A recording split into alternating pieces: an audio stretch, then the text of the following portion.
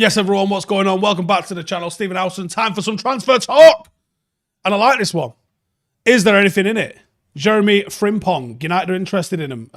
Florian Plettenberg has come out and said it. You've heard Romano also come out and say it. Obviously, he's been smashing it at Leverkusen this season. I think we've done a report on him, haven't we? Pretty sure we've done a scout report on him. If we've not, stand by for one because there's definitely one coming. 17 goals and assists this season from right back. Ridiculous. Ten Hag is an admirer, apparently, is what Plettenberg is saying. And Frimpong is open to leaving Leverkusen in the summer. Talks between Frimpong and United have started. That's big news. That's not someone going, probably interested. If the talks have started, massive news. I like it a lot. Romano's also said that United have been chasing him for months.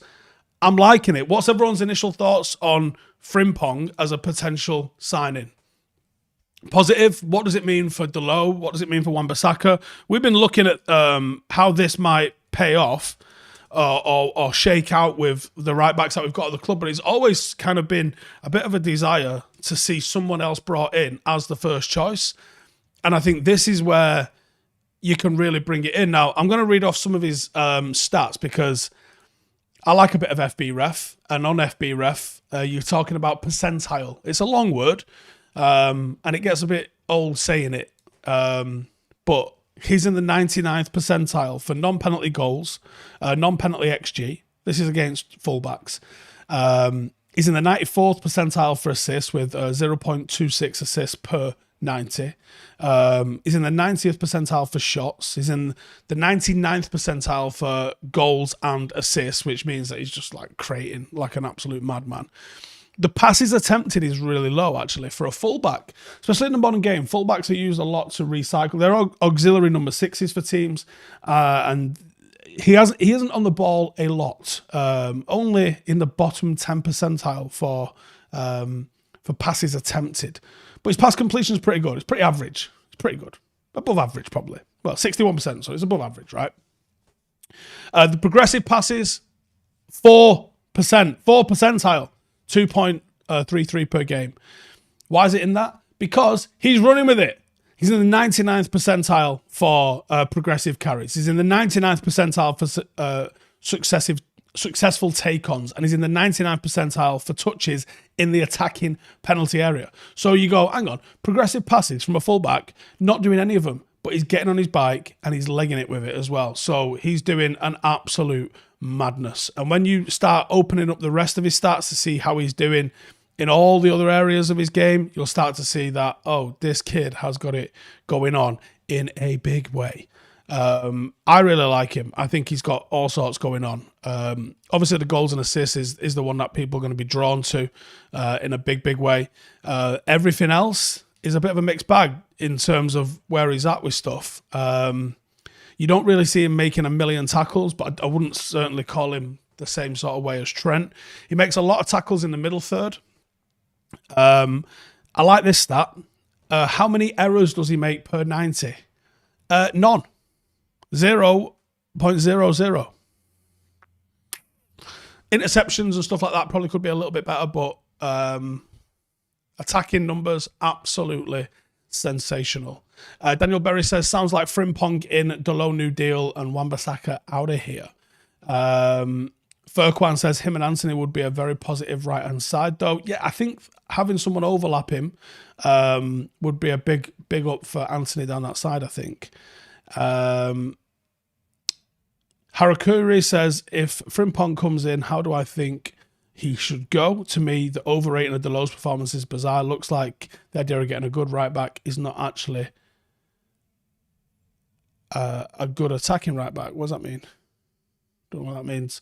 IR says, do not want a rival to get their hands on Frimpong. Ion says, surely you don't sell Wan-Bissaka out of the two.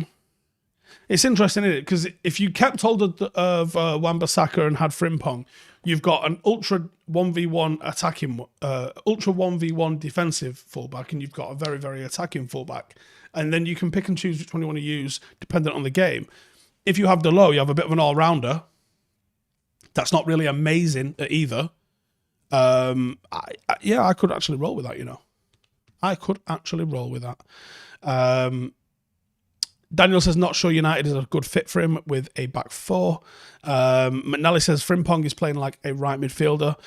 Not quite that high, but yes, he's a lot more attacking than the United ones have been. Brian says, get him in. We need players like that. Improvement of the squad. This is the interesting one is, I've mentioned this a few times on here. I'm going to try and find where the study is for this. You don't improve your team by improving at the top end. Let's say this is your team here. You don't improve the team by making the better players better or like replacing your better players for better players. You improve it by replacing your weaker players with better players, in turn raising the floor. Teams will perform to the level of their worst player, not the level of their best player. Do with that information what you will. Luno says, what does it mean for Brandon Williams? Don't know. He's played once this year. Hasn't even really felt like he's got a sniff at getting involved, so don't know. Right then, Mason Mount. Apologies because this is from goal, but it is what it is. Mason Mount, apparently Chelsea are open to selling him, and United are keen on signing him. Now, as a rotation option in the mixer, if you're going to see someone like Donny van de Beek moved on, I don't really have an issue with that, to be honest. I don't think Mason Mount's a bad player. I think he's probably suffered from all of the shiny things that Chelsea have just signed, but I don't think he's a bad player at all, and I think he could do bits in the right team, and I would definitely... oh my goodness. Breaking news, everyone. Fulham striker Alexander Mitrovic has received an 8-match ban following his sending off in the FA Cup against Manchester United. 8 matches. How many matches have they got left? They've got 10 matches left. Is that his season over with? God damn! Wow. Thoughts on that, everyone? I'm just going to see how many games Fulham have got left. 8-match ban. That's insane. Fulham have got 10 games left. He's got 2 games left to play this season. Wowzers. Gonzalo Ramos, Ebola are saying Manchester United are ready to pay Benfica for their striker Gonzalo Ramos, matching the release clause and bringing him to Old Trafford. The release clause tops £100 million. Do I believe that they're doing that? No. Portuguese outlets are the giddiest of giddy when it comes to transfer windows. His asking price is said to be somewhere in the region of 105 million, but Football Insider reckon he's actually going to be available for 35 million less. Now, 70 million makes so much more sense to me. 100 million doesn't quite feel like £100 million signing, if I'm being honest. But maybe it's just that's the way transfer fees have gone lately, and maybe that's what you're going to have to pay. Ramos, that was an option. It feels like it's set up for Harry Kane to be a United player. I don't think it's over just yet. Danny says, Mount for free, but never spend on him over Academy. Fair enough. Daniel says, I like Ramos. Excellent risk game. Yeah, we've all been on Twitter, sadly. Scoreboard says, I'd have been a 10-match ban as we play them last game. Oh, do we? Oh, fuck. That's set up for some chaos, innit? Inkwell says, if they do that to them, it'll be worse for us. Don't support that silliness. Does that mean Mitrovic's first game back could be United? Oh, it sounds like we're going to be one of their games back. Fayan says Højlund is a better option for us. That's interesting. Andrew says Ramos would be good, but not a chance for 100. He's a 30 million-ish punt at most. I don't even know what a 30 million pound-ish signing is anymore. I really don't. I really, really don't. What is a 30 million pound signing nowadays? That's like a promising teenager, isn't it? That's a madness. Thomas says United versus Dortmund in Vegas. Steve's getting messy. I think Ash is coming out with us as well. That might get a little bit wild if the World Cup was anything to go after. Amaya says, really, Ramos, not Osimhen? Listen, it might be that there's a lot of misinformation and propaganda goes on with these things. And sometimes it'd be good, if you're a football club and your target is, let's just let's just say Osimhen is your target. Do you go and say, hey, he's our number one target, we'll pay anything that you want? Or do you go and plant the seed around Europe a little bit, test the water with a Ramos, with a Kane, with a Højlund, and then when you're talking to them, you can play it a little bit blasé, like, yeah, we're talking to a couple of people, we'll see how it goes. I don't know. John says, if we sold Dan James for 25 million, Ramos is a 50 million pound player. There you go, bit of logic. Andrew says, yeah, Mitrovic will be available for Palace at home and then us last game of the season. Oh, I don't like it. Oh, God.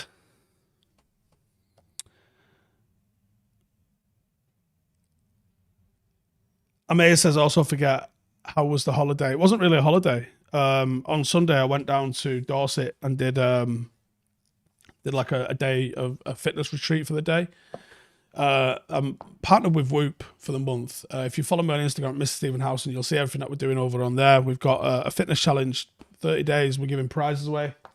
And some of the prizes are literally here on my desk. We've got all these Whoops to give away, different colour straps. Some of the new ones that have just come out, like there's like a tartany tweed looking one there. We're giving away all these. Literally got a pile of them on my desk. And I thought, let's go and try and get a little bit of content for it. So the coach that I'm working with had a meet-up day, and we went down there, we did it. We did a workout on the beach, and then we did a hike over the hills on the Jurassic Coast. It was awesome. Hell of a drive down there, but it was one of those. Andrew says, on the fitness push, how are the legs feeling these days? It was in a bit of clip on Sunday for sure, but yeah, I feel all right. 30 minutes a day is the challenge for 30 days of April. Long day yesterday in London for the podcast. Didn't get back to Manchester till late. Got to sort Littler out, have some tea. Didn't end up doing my own workout last night till like 10 o'clock. So hard work fitting it in, but the fact that it's only 30 minutes, like tonight, I'm probably not going to get in till like 11:30. So tonight I'll probably just go and do a 30-minute walk or something. So that's the one. Who's my dream centre-back in the summer to replace Maguire? So we did actually start writing a video today, and Kim Min-jae was the one that we was looking at, but I'm a bit torn on Kim Min-jae because on one hand you think, right, excellent signing, really good player. I think he's probably in the mix, maybe a touch underneath. Maybe he's not. Maybe we just don't see him enough. But my opinion on him is he's just a touch underneath Martinez and Varane in terms of level of ability. But he's probably going to cost more than them, which means his wages are going to be comparable to them. And if that's the case, how do you justify him being the third choice out of the centre-halves? So I think to get a third choice centre-half, you almost have to have someone who's coming in less money, less wages, less of a transfer fee, and then you can try and figure out where he fits in the pecking order. Because if someone's cost more than the two that he's supposedly behind, doesn't make any sense, does it? Daniel says, I think we need Kim with Varane's injury record. That's the thing, yeah. Gvardiol would be pricey as well. Gvardiol, I think, nailed on to go City, it seems. But yeah, I like Kim. And I think Kim could work for us, you know. Seth says, favourite food, you look like you throw down on some ribs, but maybe you surprise us and say sushi. I fucking love ribs. In terms of my favourite food, like a really nicely well done grilled chicken is good. I like a steak when it's done properly. Very hard to get one that's not just fucking covered in water. You want a nice one that's just nice and rare, but not fucking dripping in water because they're shit. But yeah, ribs, fucking really flavorful ribs from somewhere.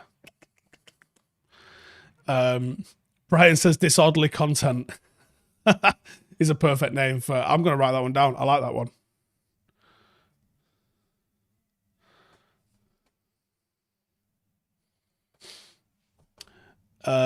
Court says Levi Colwill seems to be the third centre-back choice. I do like Levi Colwill. I've liked him for a minute, and I wouldn't mind him coming to United. Really wouldn't. Do I reckon Lindelof would take to being third or fourth choice? I think he would be all right with it, in all honesty. And Zuzo says, what do I think of the idea of moving Bruno to partner at Casemiro to make allowance for the possible acquisition of Florian Wirtz in the number 10 role? I wouldn't mind seeing what Sancho can do there as a number 10. Florian Wirtz is a fucking hell of a player. A hell of a player. Daniel Berry says, I think Lindelof is going in the summer. I actually sat down today and managed to watch a fair bit of Welcome to Wrexham. And I think it's excellent. I think it's absolutely excellent. It's everything a football documentary should be. But yeah, I'm surprised it's taken me so long to actually get in the mix on it. But yeah, it was excellent. Really enjoyed it.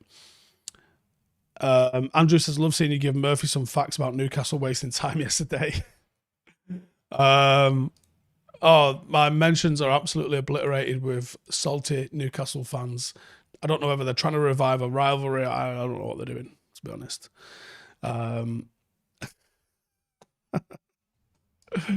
So yeah. AJ says we need to poach the best relegated players. Could poach some right quality. Yeah, potentially. Amaya says worried Tedden won't get an opportunity due to his injury record. Me too, because I think Tedden's an excellent player. Prabhav says talking gash, people outside the UK might not understand. We're hoping to get out and about when we're doing it. Go visit some of Ash's old clubs. Go and use his network a little bit and go and chat to some people that he's played with or played under. See what sort of access and that we can get. I think we're going to have a good time with it. Not quite nailed the exact format of it just yet, but we noticed something there. So we'll probably just use the end of this season to sort of figure out what it looks like, and then we'll figure it out going into the start of next season. But it's had a good response, so hopefully people like it. Do I reckon Delo has shown he's replaceable in the squad? Yeah, I think he started the season quite well, didn't he? But Wan-Bissaka's really shown improvement, especially on the ball this season. I think they've still both got issues with them, and they're both not quite at the same level that they should be. But I think you could easily improve the pair of them. So I think both of them are sellable, to be honest. Mark says, is it true I heard Pogba wants to come back? He can fucking hope all he wants. I don't think it happens. What's new coming to the IRL channel? There will be some content this month from the fitness challenge stuff, but you'll have to wait and see. There's a lot of stuff planned but not filmed yet because, Joe, the disruption to your life when United are playing every 3 days. It's not just the players that can't do fuck all else. I can't do fuck all else. I've got United playing every 3 days. I've got Paddock playing once a week. I also have to take training. Like, there is no time to go and fuck off and do anything. This weekend, I had to watch the game on the way home from Dorset. I had to get up early doors on Saturday, do my run, get everyone in the car loaded up, go and drop the baby and my dog off at my mum's, go watch Paddock, coach Paddock, get all the way down to Dorset. We got there at like 9 o'clock, had something to eat, went to bed, get up, work out on the beach, have something to eat, do a hike, get in the car, drive all the way home, get up, go to London. Like, there's just no time in the day to do fucking anything at the moment. It's absolutely chaos. Raf says, why is no one talking about the fact that Marshall's got 9 goals in his last 51 games? Is that the fact? Oh my days, that's shite, innit? How was Jacob Murphy? He was sound. I was a bit annoyed that we brought him on the day after Liverpool have torn us to pieces. But, you know, it's one of those, isn't it? Anyways, hope everyone's having a good Tuesday. If you're up to anything interesting this week, let me know. I'll catch you in the next one. Laters. Hey, thank you for watching the video. If you are new around these parts, then don't forget to subscribe. My channel is proudly supported by my community on Patreon. If you'd like to get a little bit of extra content, a Discord group, meetups, five-a-side games, weekly podcasts, behind the scenes, and even an occasional bit of transfer news as and when I get it, then for the price of a pint, you can show your appreciation for the content that we make and get some goodies for doing so as well. Check the link in the description or click the button right here. You'll also find all of my socials here too if you want to follow me on any of those platforms. Nice one.